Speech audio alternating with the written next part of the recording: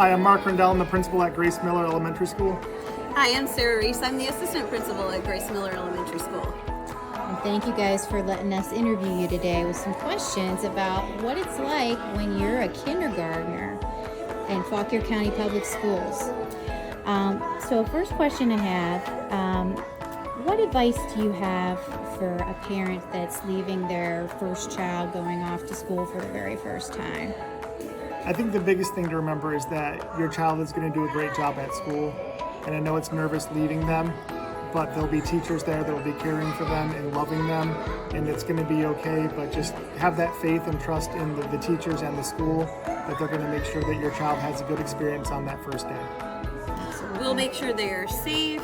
They're going to have a lot of fun. They will be exhausted by the time we return them back to you. I think it truly is more difficult for if we step in the parent shoes. We are both parents, and it's more difficult for us often than it is for the kids because they're excited to be with friends and learn something new, and it's a brand new space and a brand new building for most of these kindergartners. Great advice. How will my child figure out where their classroom is on the first day of school, especially if they didn't get to come to back to school night? All the schools will have staff available, whether it's an instructional assistant or other staff members who do not have a homeroom. They'll be available to help the kids and comfort them and guide them to that classroom on that very first day of school. And then as they learn where their classroom is, if they forget, because sometimes that does happen, all different elementary schools do have people in the hallways that are always there for the students if they are looking a little bit lost or confused, and we'll walk them straight down to the classrooms. Great. Are there some common questions that you guys get from kindergarten parents that you might want to I think one of the big ones we often get, our parents want to know if they can walk their new kindergartner to the classroom. And as hard as it is for us to have to say, unfortunately, no, it is more, it allows the children to be a little bit more open and make that adjustment period and show a little independence. And again, it goes back to it's more difficult for us parents, but the kids will get there. I think that's a big question, is that they want to walk them straight to the room. And the same thing for wanting to come in for lunch those first couple days. We know you want to, and we would love to have you in the building right away, but it does make that transition to school a little more challenging for those kids. So we typically do ask for them to wait a couple of weeks, so that way the kids get into the flow and get into the routine of school. And then after that, it's more than welcome to have kids come with their parents there for lunch. Makes sense. If my child is having a hard time adjusting to kindergarten, what's some advice that you guys have as principals? I think one of the big things is going to be that communication with the teacher. And it can also be with the administrators as well, but really communicate to your child's teacher. Even especially if your kid's having a tough time, they had a tough night sleeping. Let the teachers know that, because that's going to impact them at school that next day. And then any ways that we can do to kind of kickstart that day with doing something to help that student support them, that's a huge thing for us. And the staff, and if we have a heads up about that, most staff will give your child a hug or a high five or give them a little bit of extra attention that day, just so that they feel welcome. As well, and a simple thing as parents that you can do is give your kid a hug before sending them off, and they can take it with them. A lot of kindergarten teachers, a great book is The Kissing Hand, that you can help and reach your child to let them know, even though I'm not physically there, I'm in your heart. I will always be here, even drawing something teeny tiny on their hand, a little heart or a little star, and they can rub it and think of you anytime. That also has helped students as well. Awesome. And I would say one other thing too is just, making sure your kids are used to sharing things with others or being in closer proximity. I know some of our incoming kindergarten students have come from a smaller daycare where there may only be 5 or 6 kids, and now they're in a classroom with anywhere from 16 to 20 kids. So just getting used to that larger number of kids. Attention is now being shared amongst a number of kids rather than just a smaller amount. So just helping them prepare for that, making sure they're able to share things as well. Thank you, guys. Thank you. All right, we have with us some other special guests. We have a principal from Mary Walter and a kindergarten teacher from Pearson, and they're going to ask a couple answer a couple questions as well to help us out. So let's start with our kindergarten teacher. You want to go ahead and introduce yourself? Hi, my name is Angel Lennox, and I'm a kindergarten teacher at H.M. Pearson. And our principal? Hi, I'm Jessie Beard. I'm the assistant principal at Mary Walter Elementary School. All right, awesome. So, all right, as a kindergarten teacher, I'm a new parent. I have a kindergartner coming. What does my kindergarten need to know when they enter the classroom for the first time? What should I do? How should I prepare them? That is a great question. So, the more you can teach them at home about letters and sounds and numbers, the easier it's going to be when they come to kindergarten. Kindergarten is much more rigorous now than it was even just a few years ago. So practicing those letters, the uppercase and the lowercase, introducing some numbers to them, talking about shapes, the 4 basic shapes, their colors, having them write their name, and even doing some things like having them practice sitting for a few minutes, having them practice waiting and being patient would be another good skill, because when they come into the classroom, it's going to be very different than it is when they're at home. At home where they only have a few people, but in the classroom there might be 20 children who all want to speak to the teacher at the same time, so that would be a good skill for them to practice. But I think the single most important thing that parents can do to help prepare their child is read with them every night. Find some time to set aside and read with them and talk about the books, talk about the language, talk about characters and the problem and the solution, and I think all of that will help to develop vocabulary, language. You can use that to talk about letters and sounds, high frequency words and part words. So I think that kind of covers a lot of the bases. Awesome, that's great advice. And as a principal, okay, I have my kindergartner. I'm just starting out, like I said, and I'm bringing my child to school for the first time on the first day. And it's really hard. What can I do?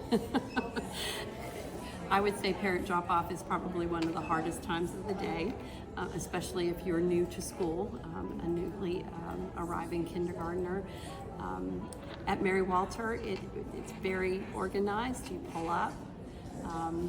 There are people to receive the children, opening the door, getting the child out, and sometimes it's hard to insist that the child get out of the car, and we will help with backpacks. And on those first days, we will make sure that their little hands get marked so that the teacher knows that they are a parent pickup in the afternoon, if that's the routine is to drop off in the morning and pick up in the afternoon, and that those little ones get walked, escorted to their class on the first day.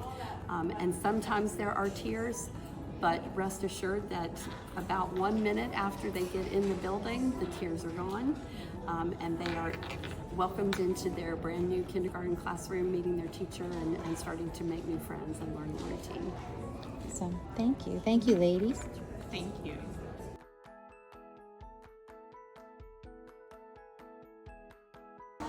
I'm Rose. I'm a parent from Mary Walter Elementary. This is my 4th child going into kindergarten this year. I'm Christy. I'm also a parent at Mary Walter, and I also have my 4th child going into kindergarten this year. Great. Thank you, guys.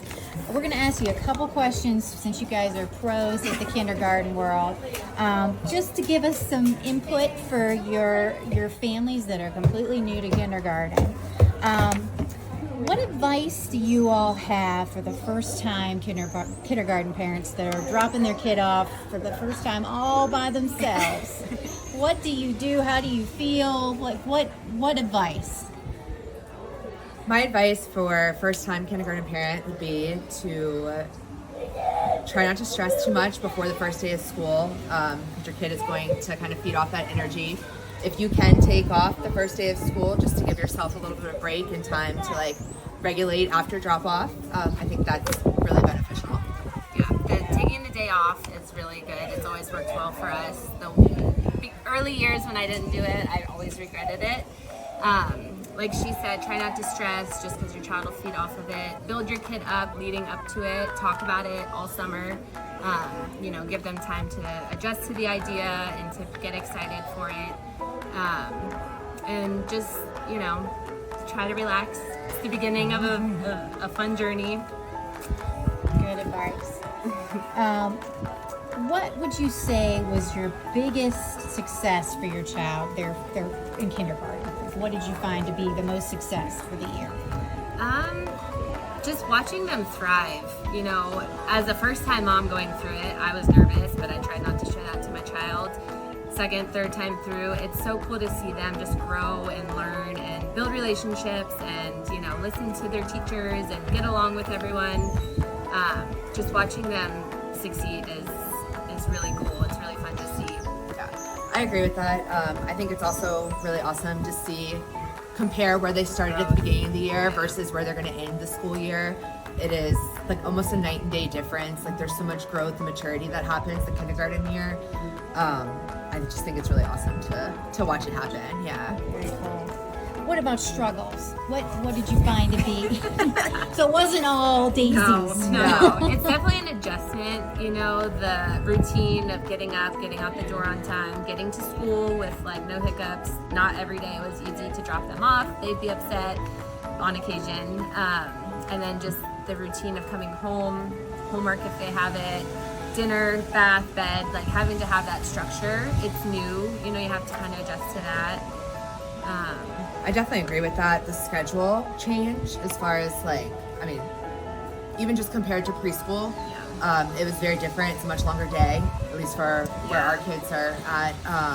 So it was really hard on them to be able to kind of get used to it. It took several months at the beginning of the school year just to really get down the new schedule and the routine and everything. But I think sticking to it, to a solid schedule if you can, every day, routine after school is really helpful. Great. And this is not a question on here, but you guys are both on the PTO, I understand. Yes. So was that something that helped you a lot when you first started having kids going into kindergarten? We didn't actually get involved with the PTO until the last couple of years. Going into kindergarten, if you are a parent who has time and energy to invest, I would highly, highly recommend, even if you're not on running as a board member or something, but show up to the meetings, volunteer, just be involved. You kind of, from experience, you know a lot more about what's going on. It's easier to be involved than to not, especially, because if you have input, that's how you get it out there. It's just to show up and speak up and just kind of fill in when you can. Gives you a chance to build relationships also with other, school families, which is really good because you're going to be with these people, for the next several years. So if you do have time to volunteer, great. If not, just come out to the events. That's another good way to show support, support. build community. Yep. For sure. Awesome. Well, thank you, ladies, You're so welcome. much. Thank you. Appreciate it.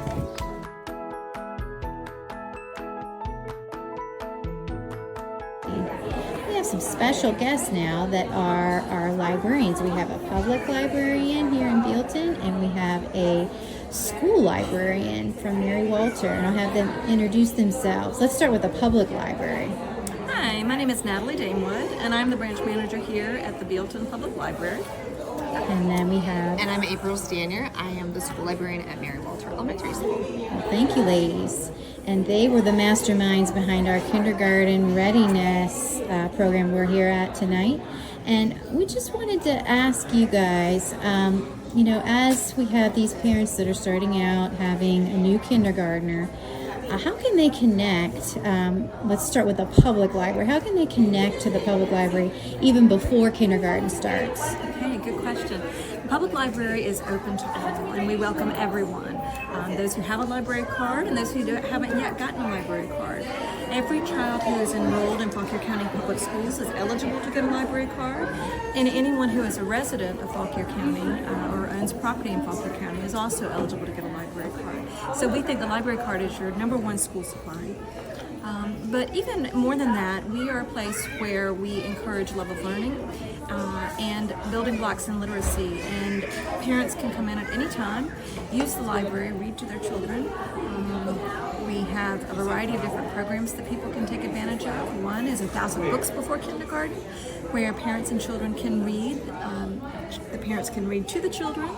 There are also tips on how to develop lifelong readers and a love of learning in that program. It's free, simple registration at the library. Yeah, it's a treat. We also have a wonderful summer reading program where anyone can come, and especially geared towards children, and read all summer long, all sorts of fun things happening at the library to help bridge that gap before they get to school, and then after they are students, we welcome everyone to come in and help prevent summer slide.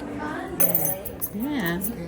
How about the school library? Yeah, so the school library is a little different. So when kids come to school, starting in kindergarten, actually in preschool, they do have a scheduled time to come to the library at all of the elementary schools in the county. It's usually once, sometimes twice a week. And they come in with their class. It might be a size of 20 students. And most libraries, we have a librarian and a library assistant. And we start to teach them how to look for books, how to hold books, how to take care of books, and they do get to start to check out. It's a little bit more limited than a public library because we're trying to manage the whole school. So yeah, a lot of the learning skills in the younger grades start with like how to take care of a book, how do we use it, what are authors and illustrators. Throughout the year, every school has a little bit different extra programs that we do throughout the school year. This year we've done an author visit. A lot of us around here try to do those. We'll do like a one school, one book where the whole school is reading. So we have a variety of different opportunities throughout the school year that kindergartners are involved in with that too. So it looks a little bit different, but it's a good segue of also using the public library, especially for the summer gap. That's always a big deal. We don't want that summer slump in between grade levels. We encourage you to go to the public library. And when we have book fairs and such, a lot of us have stations to sign up for public library cards, right? Or book fairs or other family events. Because we're trying to bridge that gap because we want you to have access to books and reading and make sure that that's really important as part of your everyday. Awesome. How long does it take typically to get a library card? Just a few minutes. Just a few minutes. It's so a very simple if I have a process. toddler running around behind me, That's okay. it's okay. That's and okay. We've done it all. And we have several different ways to conveniently get a card. You can come in, of course, and fill out a library card application. You get your library card then. If that's not convenient, you can fill out an online application. We'll mail the card home to you. Or if patience is running a little thin at the end of the day, we also have a mail home application where we can mail the card. You can fill out the application here and we'll mail it home to you. And so it shortens the process a little bit too. We want to make it as easy and as accessible as possible to get a library card. Awesome. And what if my kindergartner loses my book? What happens at school if I lose a book and my child can't find it? That is a good question. So there's a couple different things. We kind of have a big grace period depending on the school, but they have 10 days when they check out a book, and we have daily checkout reminders that go out every 4:30 every evening when a kid checks out a book in the county. It's just a notification letting you know that you have these books. We send home reminders using a Dojo app that our county uses if it's way overdue. And if it's something that's damaged or whatnot, we kind of deal with each case a little bit differently, but we're not that scary when they lose a book. We make it work. Make it work. We find ways. Same thing with the public library. That's right. We do. It is county property, of course, so we do encourage responsibility, but we try very hard to work with people and send those reminders. And so often we have people who come in and say it was in the back seat of the car, or it was under the bed, or of course, things yes. often turn up. But we work with people on a case by case basis. Awesome. Of course, we want our books back, but because we always say, well, someone else wants to know that story, so we want to make sure it comes back. But then we try to replace that or. Awesome. Well, it sounds like there's so many great things that can happen in the library, even before kindergarten and on. Yeah. There are, and I'd like to point out one thing that I think crosses both the public and the school library. When we think of libraries, we often think of books, but the people are also what makes the library very special, because we want to encourage a love of learning and a love of reading in your child. So if you have questions, if your child is curious about snakes, if they're interested in sharks, if they want to know why things work, ask us questions. We're here to help with that. We want it to be a positive experience for the child and help develop and foster that love of learning.